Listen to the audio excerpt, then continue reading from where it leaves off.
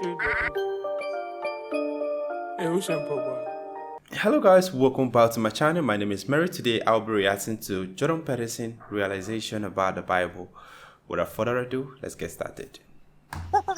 The Joe Rogan Experience. If categories dissolve, especially fundamental ones, the culture is dissolving because the culture is a structure of category. Mm-hmm. That's what it is. Right. So, and in fact, culture is a structure of category that we all share. So we see things the same way. Well, that's why we can talk. I mean, not exactly the same way, because then we'd have nothing to talk about. But roughly speaking, we have a bedrock of agreement. That's the Bible, by the way. So I just walked through the Museum of the Bible in Washington. That was very cool. It's a very cool museum. So the structure, that's what the Bible Yeah, it's what provides. I figured out. I just figured this out this week. So it was a cool thing to walk through because it's chronological. They have one floor which is the history of the Bible. But it's not exactly that. It's really what it is the history of the book. Now, in many ways, the first book was the Bible. I mean, literally, because at one point there was only one book. Like, as far as our Western culture is concerned, there was one book. And for a while, literally, there was only one book. And that book was the Bible. And then before it was the Bible, it was it was scrolls and it was writings on papyrus. But we were starting to aggregate written text together. And it went through all sorts of technological transformations. And then it became books that everybody could buy, the book everybody could buy. And the first one of those was the Bible. And then it became all sorts of books that everybody could buy. But all those books, in some sense, emerged out of that underlying book. And that book itself, the Bible isn't a book, it's a library. It's a collection of books.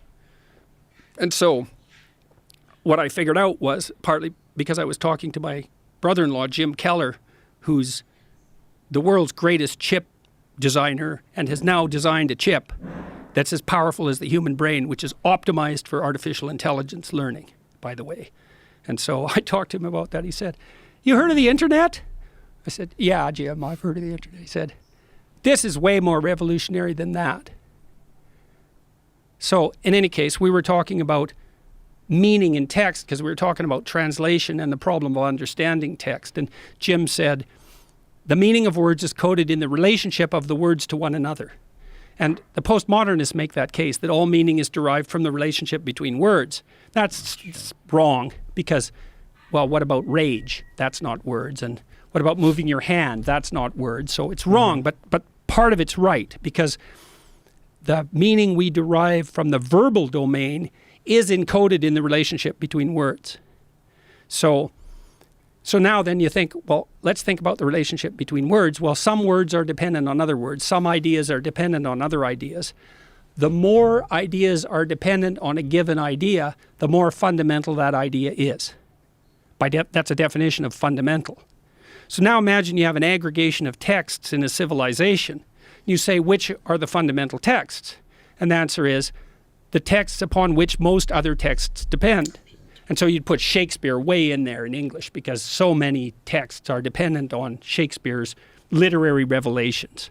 And Milton would be in that category, and Dante would be in that category, at least in translation. Fundamental authors, part of the Western canon, not because of the arbitrary dictates of power, but because those texts influenced more other texts. And then you think about that as a hierarchy, okay, with the Bible at its base, which is certainly the case.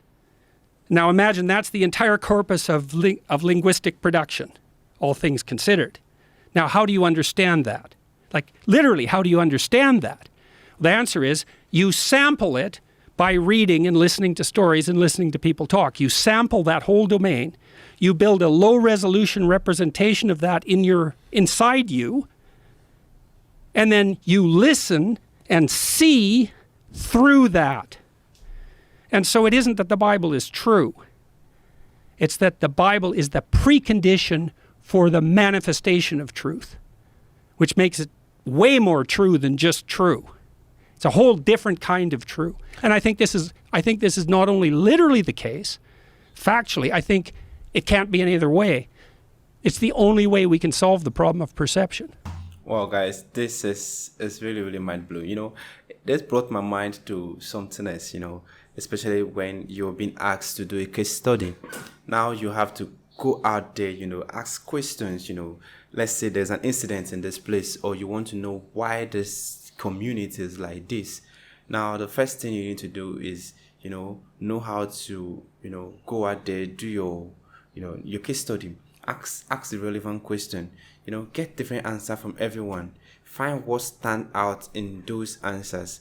That is what become your base or your foundation, to narrow down to what really happened in that scenario. So that is the same thing. The same way the Bible is. It said, one, there was a portion, a particular part that led to other parts. You see, it wasn't just a complete Bible. It has to start from somewhere, which is the foundation. Then it will keep on descending.